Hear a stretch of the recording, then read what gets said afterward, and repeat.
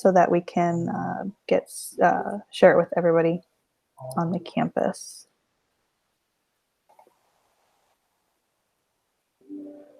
Okay, so this is Twitter for Teachers, and moderating today we have Angie Green. Thank you very much, Angie, for being here to moderate.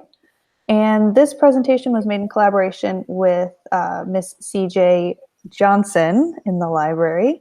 So thank you for your help with that, CJ. And then if everybody could go ahead and just say hi in the chat, that's gonna help us, if you haven't already, help us take attendance to make sure we get everybody. Awesome, welcome, Mr. Allen. It's good, the regular crew is here now that Tracy and Mr. Allen are both here. I feel like I can get started. It wasn't quite right last week when you guys weren't here. All right, so let's go ahead and get started because I don't like to waste people's time. So we're talking about Twitter for Teachers today and how to get your Twitter going and also how to start growing your Twitter and making it better. So let's go ahead and get started. This presentation was made with Genially, which is a website for making presentations kind of like PowerPoint or Google Slides, but it's got a little bit more interactivity. And so in the upper right-hand corner, oh, which I didn't share the Genially with you guys, did I? Let me pop that into the chat so you guys can actually see what I'm seeing. All right.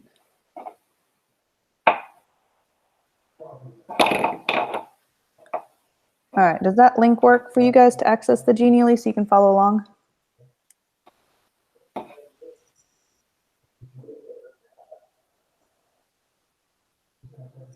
Okay, perfect. All right, so with the Genially, whenever you're interacting with one of these things, in the upper right-hand corner, there's a little finger. And if you click on the little finger, it's going to show you all the places on the slide that are interactive. So we can go ahead and get started. You can press all the buttons. All right, Twitter for Teachers. So if you click on the message, it's going to take you to the things that we're going to talk about today. With Twitter for Teachers, so we're going to cover why using it professionally could benefit your practice. We're going to cover real quick how to kind of set up and get started, talk about some of the vocabulary of Twitter, what a tweet will actually look like, so the anatomy of a tweet, and how to kind of get started on your network. So again, if you click on that finger button, you can kind of see all of the interactivity of the slide.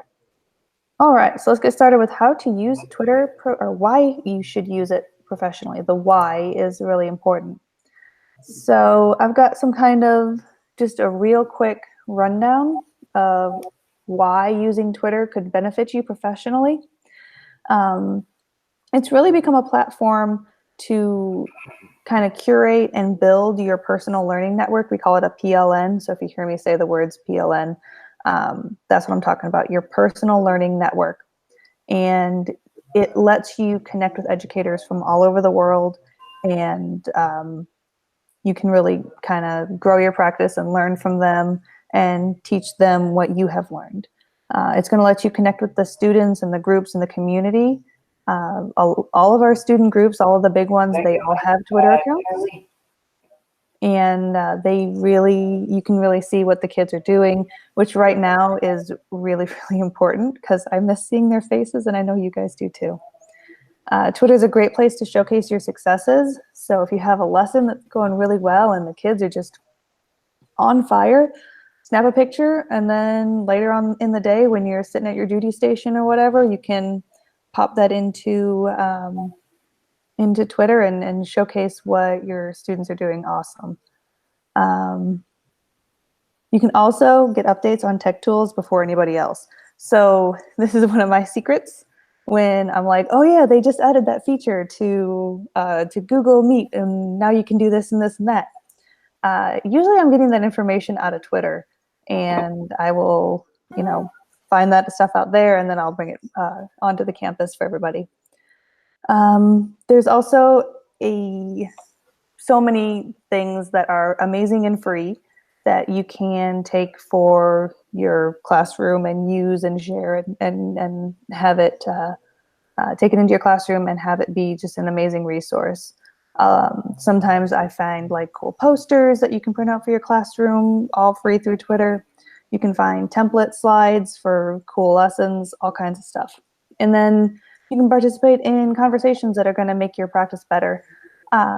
Every month for the first several months of the school year, up until about, I think March was the last one. I don't think they have any scheduled in May or April. But the digital learning team, they sponsor virtual chats via Twitter, and you can actually even earn a Jeans Pass and an hour worth of PD for participating in the Twitter chat through digital learning. And there's all kinds of different chats throughout the year that you can participate in. So that's a really cool opportunity. All right. There was a little video on there. I'm not going to have you guys watch it, but since you have the presentation, you can watch that on your own when you get a chance. All right, so real quick, let's talk about how to get yourself set up. I know several of you are already on Twitter, but I know some of you probably just don't use it very often. So if you're new to Twitter and you want to get started, you're going to go in there and create a profile, and then update your profile and add a photo and write a short bio about yourself. I know that I keep my Twitter totally professional, and I guess that's something that I should probably touch on is social media and the district. I keep them in two different zones. There's my personal social media and my professional social media, and my Twitter account is all professional. So just make sure that you keep it professional and follow those social media guidelines set forth by the district. But once you get going, you get your profile. The best way to get started, you're going to find 10 cool people to follow. Make your first tweet about something. And of course, Garland ISD is doing the GISD Always Connected right now. So that's a great one to tweet about. And then retweet something cool that you find on the internet. All right.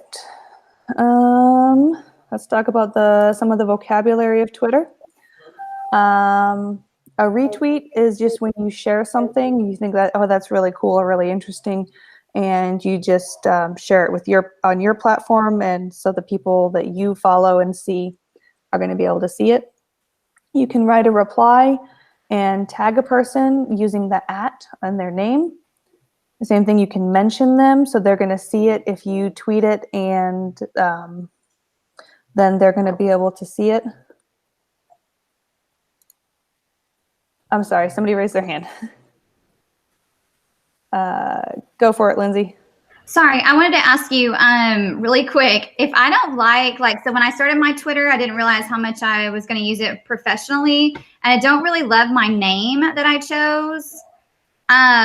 Is there a way that you can change that, or do I have to just start a whole new profile? Okay, so you have a profile, but it won't let me change my, at whatever. It won't let me change it. Like I wanted to change it because it's kind of hard for people to remember. Mm-hmm. And when I did it, I don't know. So I don't know if there is. I was just going to ask you. If there's not, I could just create a new one. You can change one of them. So one of them you can change and one of them you can't. And I can't remember which is which. I think it's maybe the @ that you can't change. That's like your... I did change mine, but it was really hard to do. I had to play around with it for a while to find it. Okay. So I can look into it and see if I can write down the steps. Okay, or I can Google it or try to look it up and see if it will tell me that way. I just didn't know if y'all knew off the top of your head if I could do that or not. Yeah, you can, because I did mine. I changed mine after a couple of years after I created it, because it was the same as you. It was only going to be a school one. Uh-huh. It was weird kind of before. So right. I changed it. So it can be done. Okay, cool. Thank you. Uh-huh. Okay. I'll see if I can find some directions on how to do that. I don't know exactly how to do that one off the top of my head. All right. Are there any other questions? No? Yeah, there's one other question. It says, did you use your GISD email for your professional school Twitter and a personal email for your personal Twitter to keep them separate? I did not. I So I don't use a whole lot of social media. Like I don't even really use Facebook anymore. So I just use my personal email for my professional Twitter. That's probably not the right answer. I should probably say you use your, GISD email for your professional Twitter. That's probably the right answer here.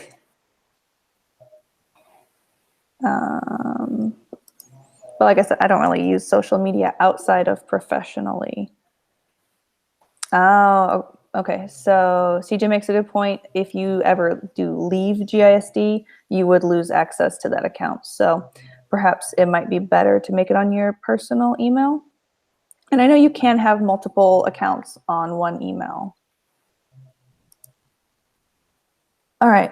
So let's see. A tweet is when you make a post and you have 280 characters that you can use. It used to be 140. They actually changed that a while ago.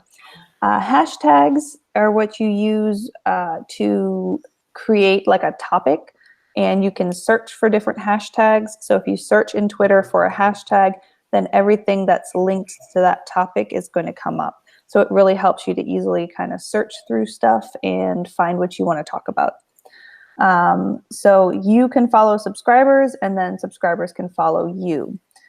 It's not like friending on Facebook. And then a direct message is when you send a private message to somebody, or you can have a group of people. And that's not really a feature that I use a whole lot for Twitter. I usually just mostly make posts or retweet stuff personally, but I know you can use it for messaging as well.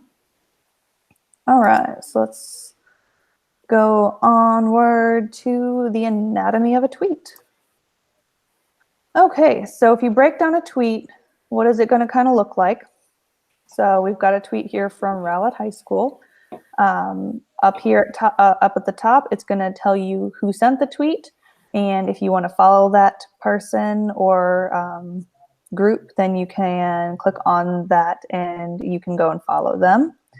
Then the body of the tweet is going to be here, and you can tag another account. So a lot of times when I send a tweet, I will tag at RHS Eagles, so that everyone who follows RHS Eagles is going to be able to see what I've written. We've got the hashtags are down here so that others can find what you're tweeting about. And then down here is the comment or the reply. So if you have something that you want to add to that conversation, you'll click there. And if it's something that you like and you want to share with your followers, then you can retweet it. And you can retweet either just the straight tweet, or you can retweet and add a comment as well. And then you can also like a tweet or the upload button if you want to. I think you can save it for later if you need to. All right. Last thing to talk about is kind of how to get started on your network. So if you want to build your own professional network, once you actually kind of get into Twitter, you can start following people and building your platform. So we've kind of broken it down for GISD, RHS, and then just EdTech in general, and then some different hashtags based on subject matter. So some good ones to follow at RHS, RHS Eagles, obviously, and Blakey Net.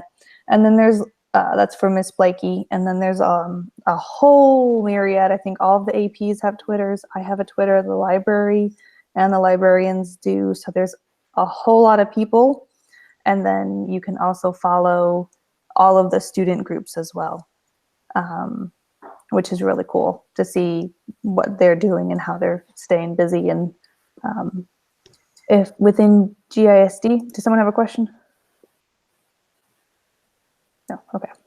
Within GISD, at GISD News is going to help keep you apprised of everything going on in the district.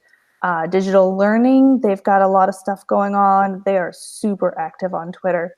And like I said, they do those Twitter chats about once a month normally. And the Twitter chats can earn you a Jeans Pass and an hour worth of PD.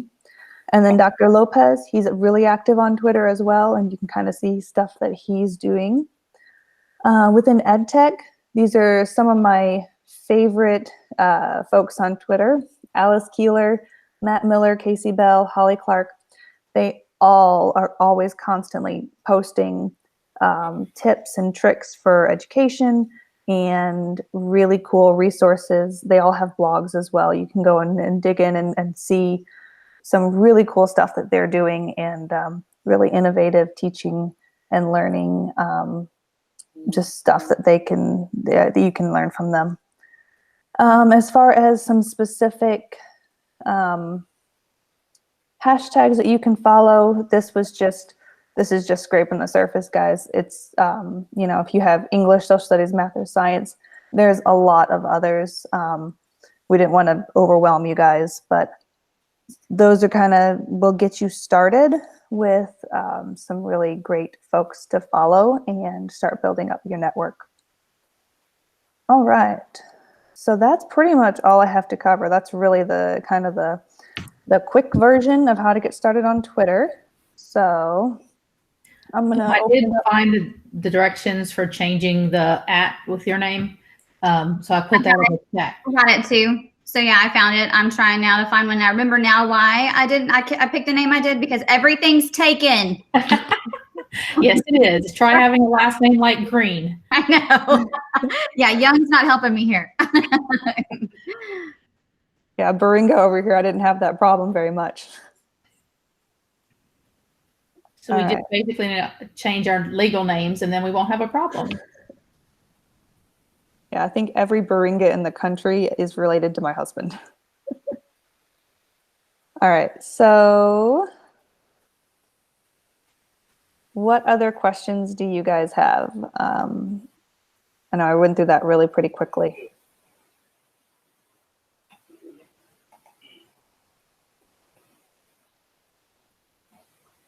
Nothing? Do we have some folks from Saxe here?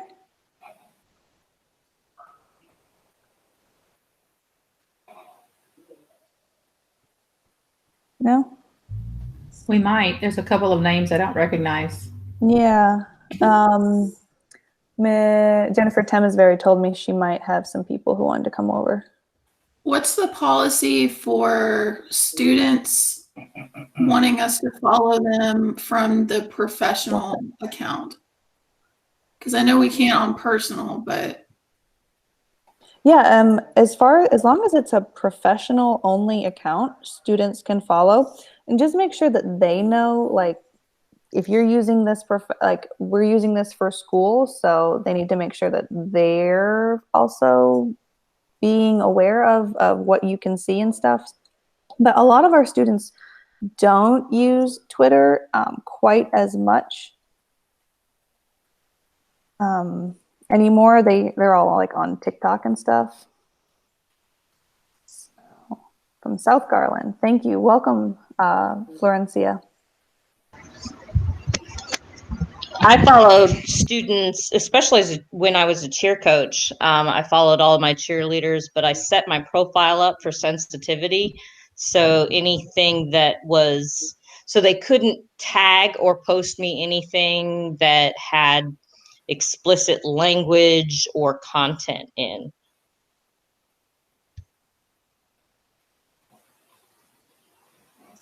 So absolutely, you can have your students follow on Twitter. I know Miss Saporito has been playing around with that some this year, and she's actually set up a classroom. And so she's got a classroom and a couple of hashtags. And so she's been kind of posting due dates and stuff to Twitter, just as another way to get the students to kind of see what's going on in her class and maybe get them engaged in the classwork.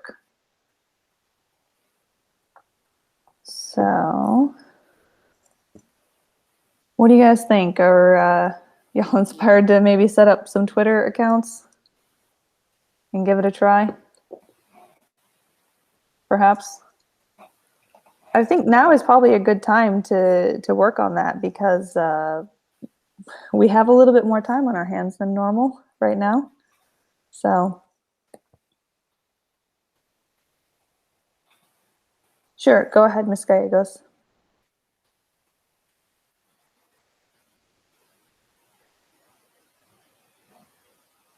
No, I have one. I just really haven't used it professionally because I haven't really known how to. But if you're interested, it's at Senora Gallegos 2232. It's just my name and my classroom number. So Okay. hopefully we'll get to see it again soon. Yeah, I'll Thank go you in for and the follow you. presentation. You're very welcome. Did you guys have any other questions regarding Twitter at all and how to get started on it professionally?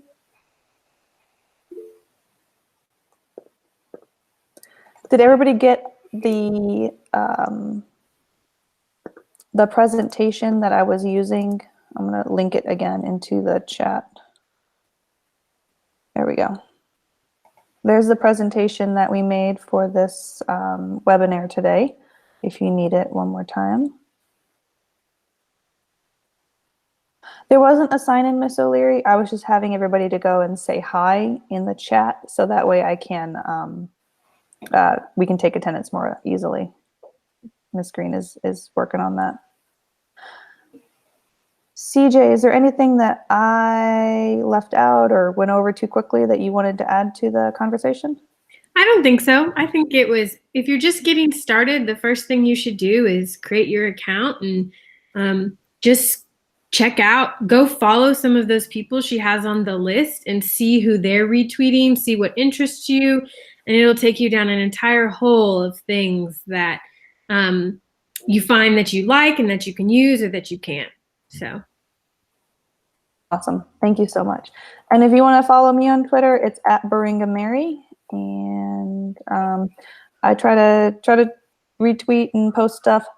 I haven't, without the students around, I'm not finding as much great stuff to tweet.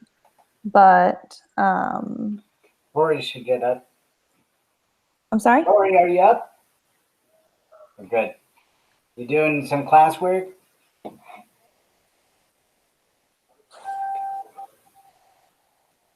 All right. Obligatory picture for the Twitter. Hi, Mr. Snyder. Hey. Awesome. Thank you, Ms. Miller. I guess if you have a Twitter account, why don't you go ahead and pop it into the chat for everybody else to go in and add?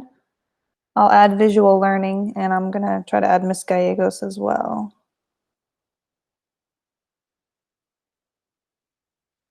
But yeah, that's about all I had for you guys. So I appreciate your being here. And if you have any other questions, please reach out to me. I have been trying to answer emails as quickly as I get them, but it's a lot of emails, but that's okay. I don't mind answering questions at any time. So whatever you guys need, I'm here to help.